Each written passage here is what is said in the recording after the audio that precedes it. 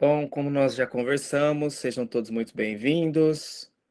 Nós vamos falar hoje um pouco sobre né, uma das ferramentas que também é muito utilizada, né, por nós na área da psicanálise, que é quando nós falamos um pouco das psicossomáticas. Então, como nós trabalhamos, né, sobre, né, a cura, né, através da fala, eh, não podemos descartar também que o nosso corpo também fala, né? Que o corpo dos nossos pacientes, eles também falam, eles nos trazem relatos, né? Muitas vezes nós podemos observar em alguns pacientes que às vezes ele está falando alguma coisa, o corpo dele está mostrando outra. E por muitas vezes sintomas, né, são mostrados, né? Nós podemos verificar certos sintomas nos nossos pacientes, que isso pode fazer com que a gente possa entregar um pouco, talvez uma ferramenta a mais para o desenvolvimento aí do tratamento de determinado paciente. Então, a psicossomática, né, ela vem apresentar sintomas, né? O corpo falando através de sintomas. Sintomas estes que precisam, né, que estão nos mostrando que alguma coisa não vai bem ali, né, com esse paciente. Então, é muito comum aparecer no consultório, ou atendimentos online, ou na clínica em geral, pacientes que nos relatam, né, que fala, eu sinto, por exemplo, muitas dores nas costas e eu já fiz uma bateria de exames e não tem absolutamente nada errado com o meu corpo, com as minhas costas, né? Ou pessoas que têm muita enxaqueca, muita dor de cabeça, e que já fez eletro, que já fez também exames de sangue e muitos outros exames, e que mesmo assim não apareceu nada de diferente, nada de anormal, né, nesses. Vocês estão me ouvindo bem? Só fazem um sinal para mim, por favor. Obrigado. Obrigado. Era Sim, só para eu achei que eu tinha perdido a conexão aqui. Tá. Então, normalmente esses pacientes fazem, né, uma quantidade aí de exames e nada é mostrado aí como resultado desses pacientes. Então, é muito comum a gente ouvir essas queixas, né? E então estudar um pouco, né? A gente olhar e observar um pouco sobre a psicanálise, sobre a psicossomática, desculpa, pode ser aí uma grande ferramenta para que a gente possa desenvolver e desempenhar um trabalho um pouco mais aguçado, né, com uma audição um pouco melhor, para que a gente possa fazer, né, determinados apontamentos, né, para em alguns pacientes. Por exemplo, já tive uma paciente há um tempo atrás em que ela aparecia, né, sempre com muitas manchas, né, nos braços, manchas vermelhas, e que ela já havia me relatado que ela já tinha procurado vários dermatologistas, já passou vários cremes, já fez vários tratamentos e essas manchas continuavam e continuavam aparecendo. Então, vocês vão ver que ao longo, né, da caminhada de vocês, vão aparecer casos em que o corpo, né, vai falar muito mais do que a palavra, do que as palavras desses pacientes. Então, que é muito importante a gente principalmente nos atendimentos presenciais, a gente ficar alerta, né, a estes pequenos detalhes, a esses pequenos sintomas que esses pacientes vão nos relatando, ou que a gente mesmo consiga ver, né, logo nas primeiras sessões ou no decorrer das sessões. Por que no decorrer das sessões? Porque pode ser que, de acordo, né, com que esse paciente vai entrando em contato, né, com certos tipos de trauma, certos tipos de dores, pode ser que ele vá desenvolvendo e vá desencadeando, sim, psicossomáticas. Por quê? Porque esse corpo, né, esse corpo físico, esse corpo matéria, ele ainda não está pronto, né, e ainda não está preparado para receber, né, essa demanda que eu digo de entrar em contato consigo mesmo e falar e ouvir, né, sobre coisas que estão escondidas ou estavam, né, escondidas lá no inconsciente dessas pessoas. Então pode ser que sim, né, mesmo depois de algum tempo, né, de tratamento, de análise, pode ser que esse paciente venha desenvolver ali alguns sintomas, né, algumas coisas podem surgir ao longo, né, dessa terapia. É, é possível que isso aconteça? Sim, é possível. É comum acontecer? É comum acontecer também, tá? Então pode ser que vá precisar ali trabalhar bastante com esse paciente até que se possa, né, é, tra trazer essa demanda, né, no período certo e essa demanda venha sendo trabalhada, né, com vocês dois juntos, entre paciente e analista, até que esse problema seja resolvido. Existe um período para que a psicossomática desapareça, né, os sintomas, né, desapareçam desse paciente? Não, não existe um período onde que a gente possa falar, foi detectado, está observando isso, então vai ter 15 a 20 dias ou 4 anos. Não dá para especificar um tempo, né, sobre essa questão dos sintomas que vêm aparecer depois, né, desse paciente já estar em contato aí com essas suas próprias dores. Pode ser também que esses pacientes, já antes, né, de procurar um terapeuta, pode ser que eles já apresentem. Então, como eu disse, algumas vezes vocês já vão receber esses pacientes no consultório de vocês e eles já vêm apresentando para vocês aí determinados sintomas que nós vamos ver. Alguns, né, não trouxe muito para não ficar muito extenso, mas eu trouxe alguns aqui para que a gente possa observar, que são os mais comuns nesses pacientes. Deixa eu abrir aqui. Então, as psicossomáticas, né, também são conhecidos como somatização ou transtorno somatoforme, tá? Um nome bem complicado, mas esse nome não é tão utilizado hoje em dia, são mais utilizados a somatização ou psicossomáticas, né?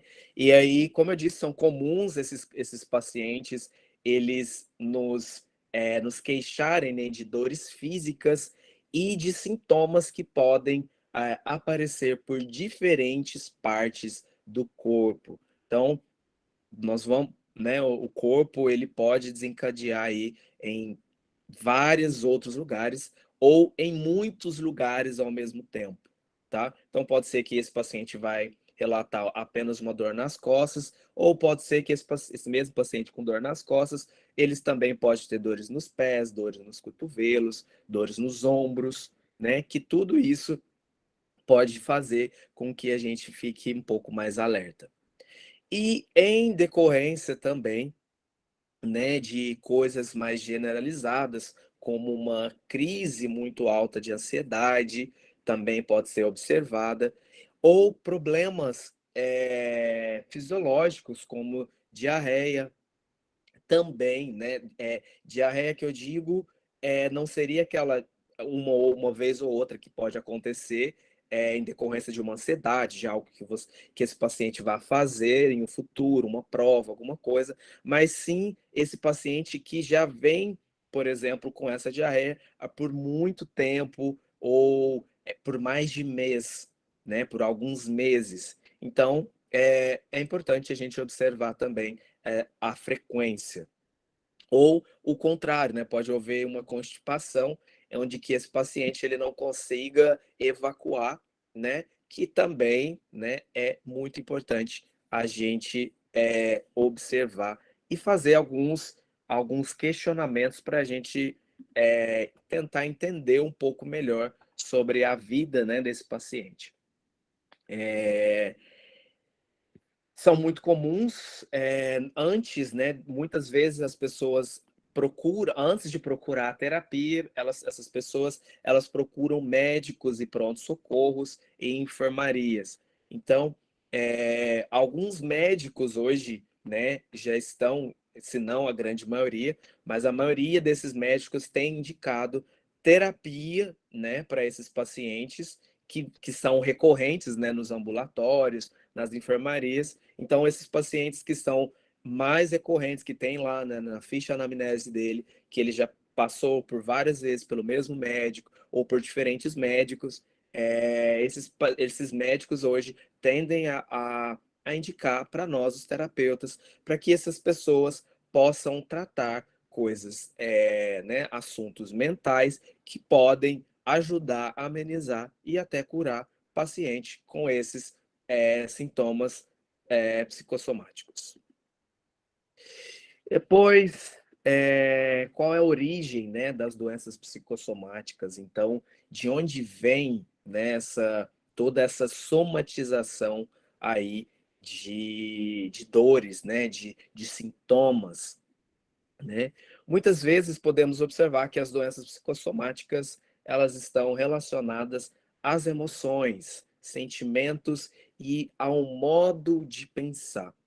Isso que eu quero que vocês prestem atenção sobre, né, sobre essa questão do modo de pensar.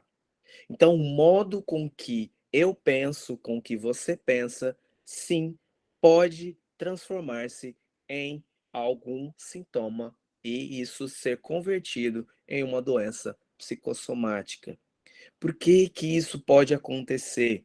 Porque muitas, né, hoje, por essa questão, né, de vivermos aí em um mundo, né, que a gente está vivendo hoje, numa quantidade de coisa, que a gente tem bastante informação ao mesmo tempo, e a gente tende, todos os seres humanos hoje, né, tende muito a se comparar com a vida do outro, por quê? Pelo fato de termos aí as redes sociais ali o tempo todo, né, na palma das nossas mãos. Então, a maioria das pessoas hoje tem desenvolvido pensamentos negativos, comparação excessiva com a vida de outras pessoas, e esse também, sim, é um grande fator para o desequilíbrio mental de qualquer pessoa.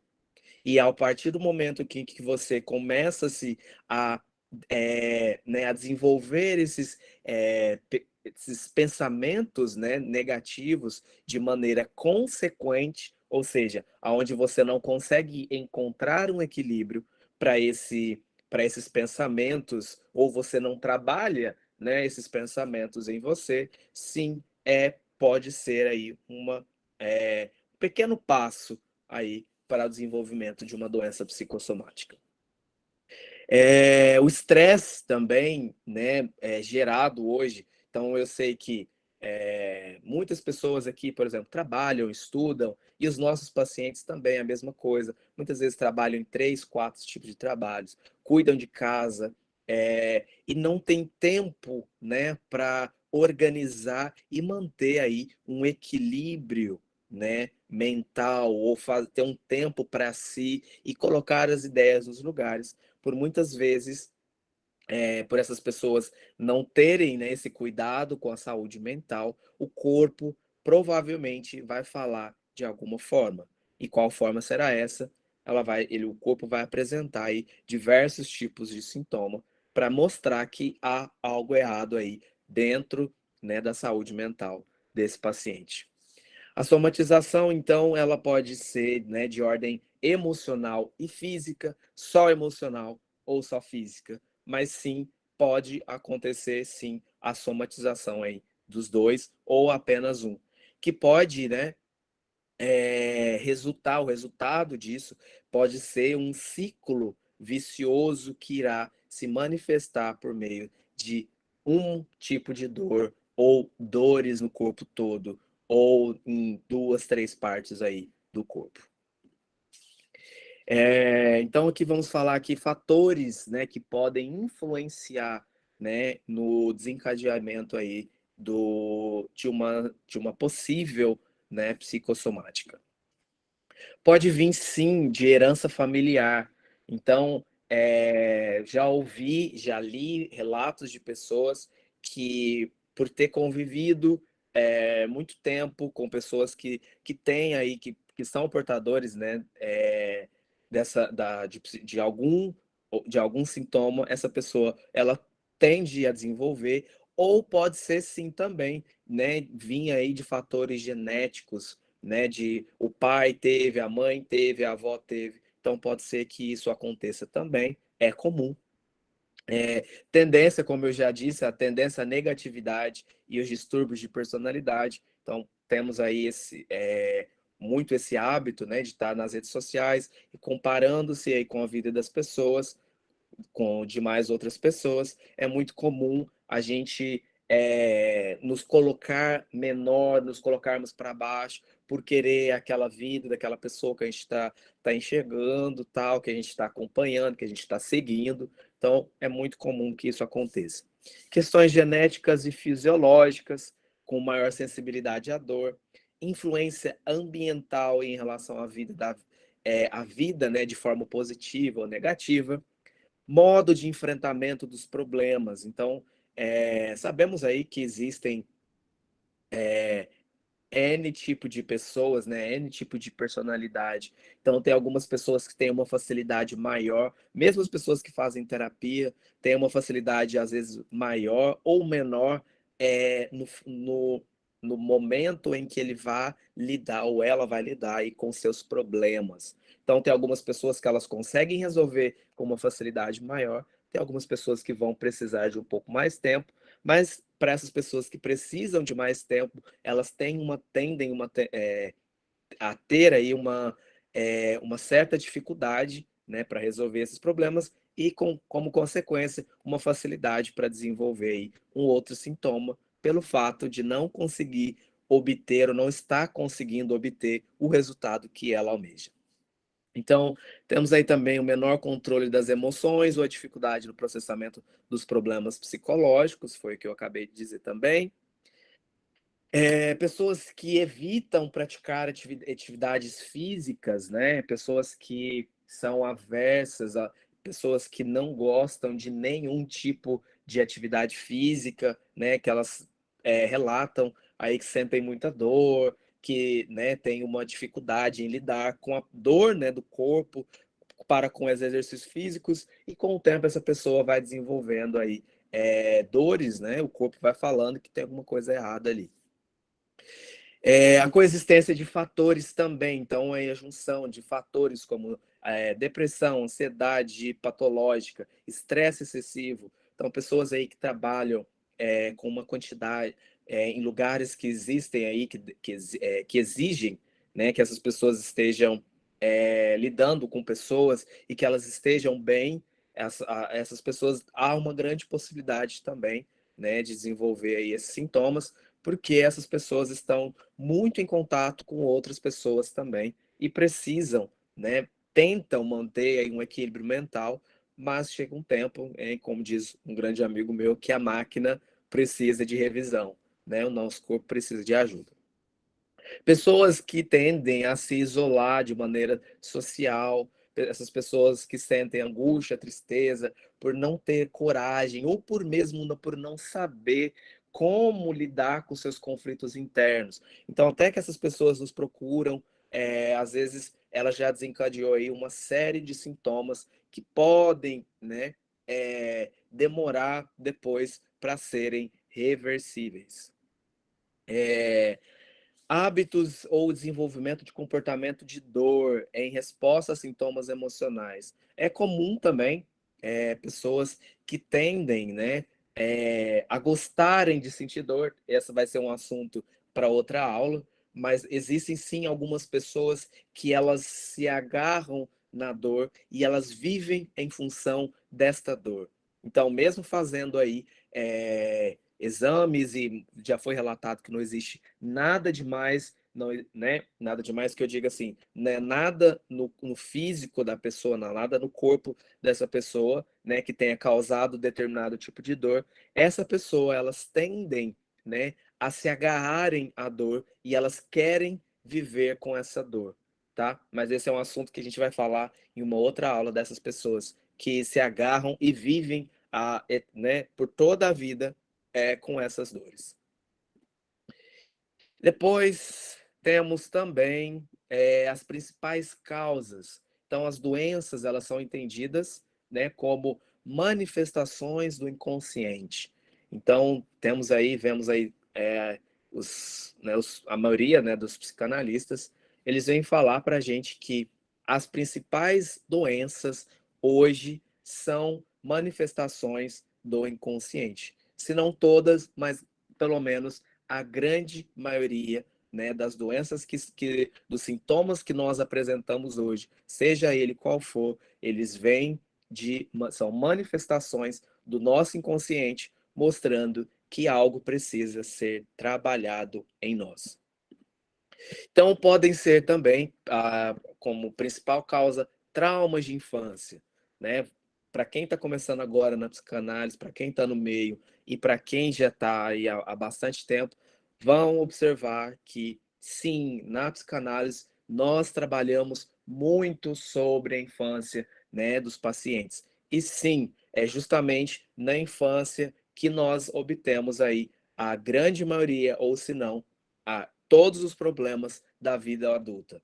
Então, a psicanálise acredita que para que a gente consiga, né, trabalhar o adulto de hoje, nós precisamos sim voltar a estudar e trabalhar um pouco, né, lá naquela infância, porque Freud e Lacan, se não me engano, Lacan, vem e diz para a gente que há sempre restos, né, da nossa infância.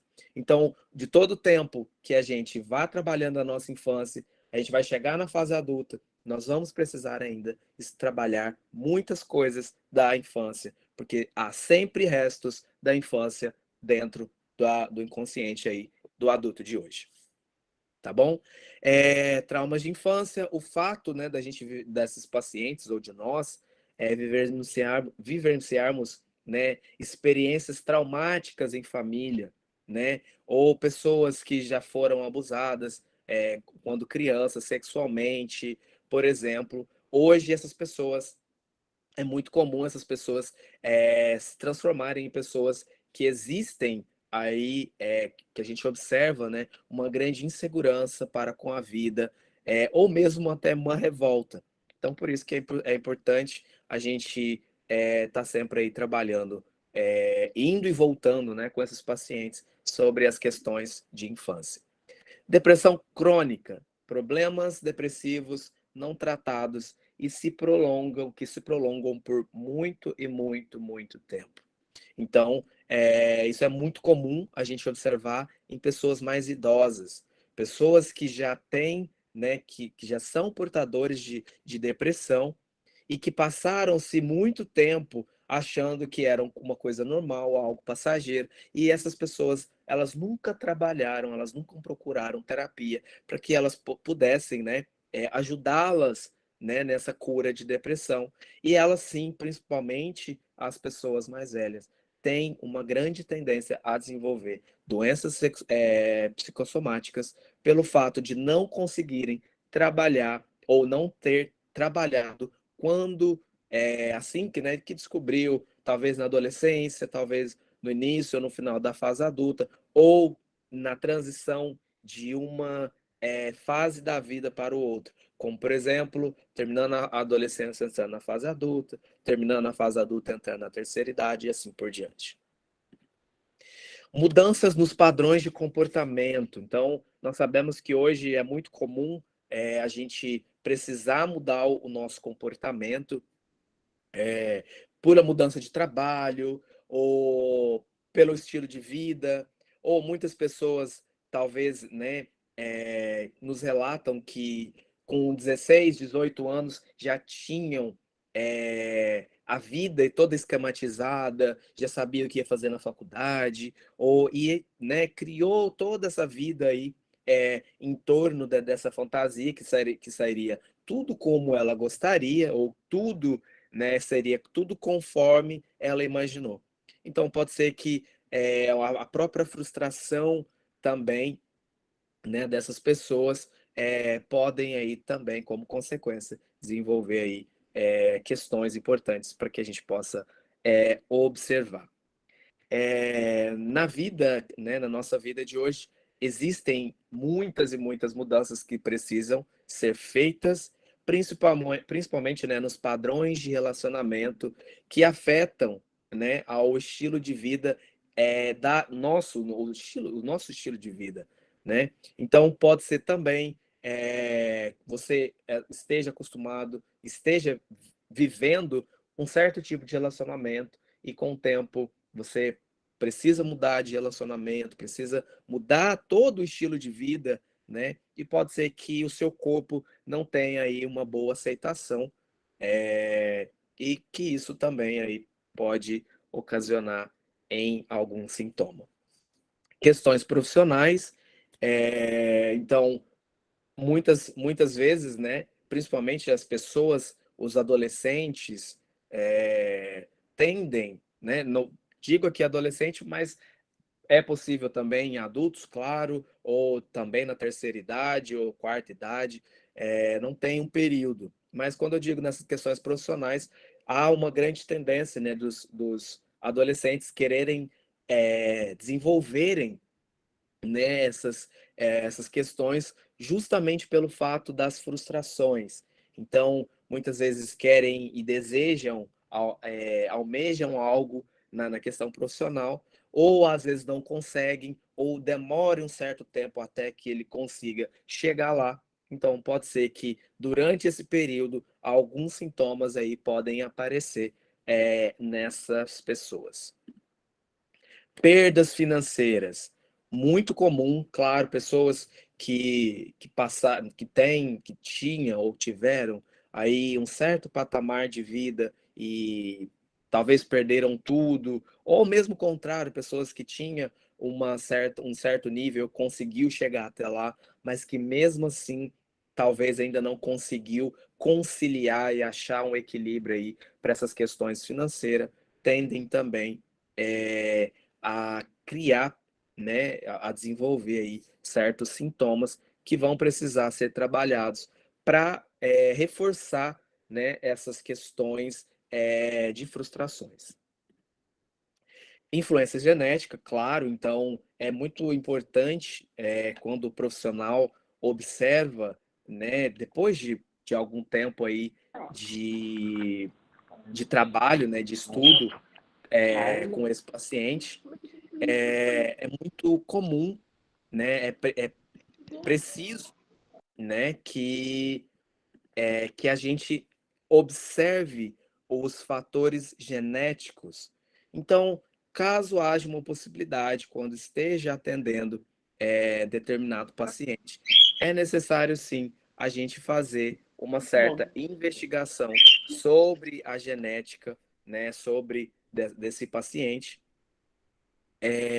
justamente pelo fato da gente não ter certeza, né? E talvez procurar saber também se esse paciente tem consciência, se ele sabe, né, de onde veio essas dores, esses sentimentos. É muito importante a gente estar sempre, né, pontuando, né, na própria terapia, na própria troca, mas a gente saber aonde a gente está indo, tá? Então, quando eu trago essa questão aí, essas questões de material, de ferramentas, é importante a gente ler, entender, estudar sobre isso, para que a gente possa fazer um apontamento mais certeiro, não ficar só dando voltas e voltas, tá? Então, por isso que eu achei necessário hoje a gente falar um pouco sobre psicossomática, porque eu recebi algumas dúvidas também, sobre questões psicossomáticas, e pode ser que pelo fato, né, de ter tanta coisa, né, de uma demanda de um paciente, pode ser que a psicossomática ela fique ali um pouquinho deixada de lado, e que é muito importante, sim, a gente fazer essas observações na parte aí corporal e observar os sintomas, todos os sintomas que os pacientes nos apresentam. Deixa eu ver se tem mais alguma coisa aqui que seja importante. O luto, claro, então é muito comum em pacientes que estão vivenciando luto, né, que estão passando aí por essa fase de luto, é muito comum que sintomas de diversas formas, né, aparentam, surjam aí no corpo dessas pessoas. Como que eu posso identificar sintomas das doenças psicossomáticas? Então, eu trouxe aqui algumas, tá? Só para a gente ficar um pouco mais alerta, mas existem aí uma lista gigantesca que é muito fácil, né? Que você pode entrar aí no Google e dar uma pesquisada para que você possa aí ficar mais à parte. Então, alterações gástricas, como enjoo, dores, queimação, gastrite nervosa, insônia, geralmente com muita dificuldade para relaxar e dormir. Manchas, como eu disse, eu trouxe exemplo de um paciente, manchas roxas e avermelhadas espalhadas pelo corpo. Dores de cabeça constante, enxaqueca, diversos tipos de medicação para melhorar a dor de cabeça, mesmo assim não consegue. Sensação de sufocamento ou falta de ar, desinteresse por atividades de rotina. Então, é muito importante a gente observar, né, no decorrer dos atendimentos, pacientes que tendem a falar das rotinas e depois eles começam a mostrar um grande nível, né, de desinteresse. Não aquele nível de hoje eu não fiz porque eu estava cansado, porque mudei os planos, mas sim a gente começar a perceber um nível um pouco mais elevado desses pacientes de desistirem das coisas que antes sentiam prazer. Batimentos cardíacos acelerados, queixas de dores generalizadas, fadiga sem causa aparente, falta de concentração, irritabilidade, sonolência, desânimo e fraqueza. Uma das características mais marcantes desse quadro clínico é que o indivíduo não consegue conciliar seus pensamentos e ações, que geralmente oscilam entre positivo e negativo. Por isso, a maioria dos pacientes psicossomáticos deixam dominar pelas emoções negativas que sustentam a falta de motivação para a vida. Essa negatividade que os pacientes nos mostram, excessiva, afeta a função dos órgãos e é interpretada como dor e está associados a pensamentos e comportamentos. Muita coisa para falar sobre psicossomática. Sei disso, estou vendo aí pela cara de vocês que tem alguns que ficam, meu Deus, muita coisa, é muita coisa. Sim, é muita coisa. Eu tentei fazer um apanhado assim, né, de alguns tópicos, de algumas informações. Podemos fazer uma aula 2, sim, tá? Para que a gente eu não entregue aí para vocês. Boa, né, Márcia? Beleza, gostei. Trazer um pouco menos, né? Assim, dar esse tempo para vocês processarem. Para quem quiser rever, né, um pouco desse conteúdo, vai estar gravado lá. Então, nós podemos fazer uma aula 2 com alguns exemplos mais práticos, trazer alguns casos clínicos, talvez na supervisão, para a gente entender um pouco melhor. Eu sei, existe aí uma grande, né? Se você olhar, começar a pesquisar, existem aí muitos materiais. Vou sugerir hoje um nome de um artigo aqui que eu achei muito interessante. Então, para quem quiser, não é obrigatório. Para quem quiser, eu gosto de indicar artigos, porque eu aprendo muito com artigos. Eu acho que eles são muito úteis, né, para nós que somos pesquisadores, estudiosos, Então, para quem quiser aí anotar, o nome do artigo é Modelos Teóricos em Psicossomática Psicanalítica, uma revisão. Então, para quem quiser depois dar uma olhada, ele não é tão grande, e é um assunto muito interessante. É um artigo que não está com uma linguagem muito difícil, então eu acredito que é uma linguagem que qualquer um de nós pode entender. Porém, se surgir uma dúvida quando estiver lendo ou quando estiver estudando, já sabem, falo em todas as aulas, manda lá que a gente resolve junto. Tá bom? Por favor, repete o nome, eu não consegui pegar o final, e se puder falar o nome do autor, ajudaria bastante. Sim, Obrigada. por nada. O nome do artigo é Modelos Teóricos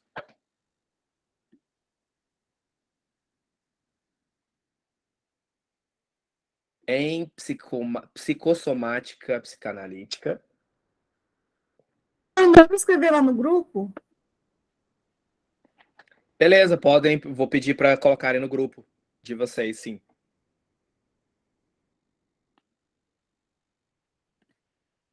E depois seria, né, uma revisão.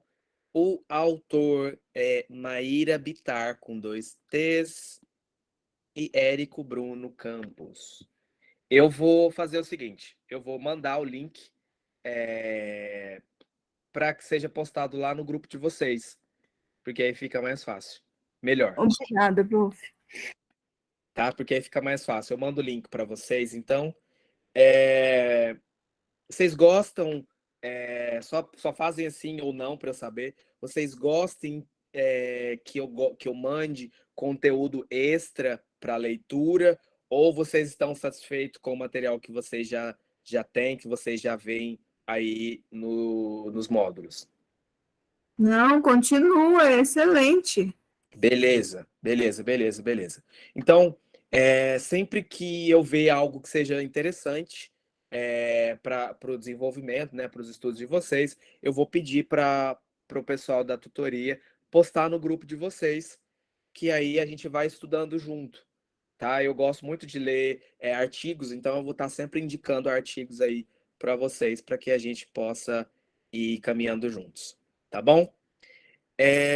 No mais, é isso, né?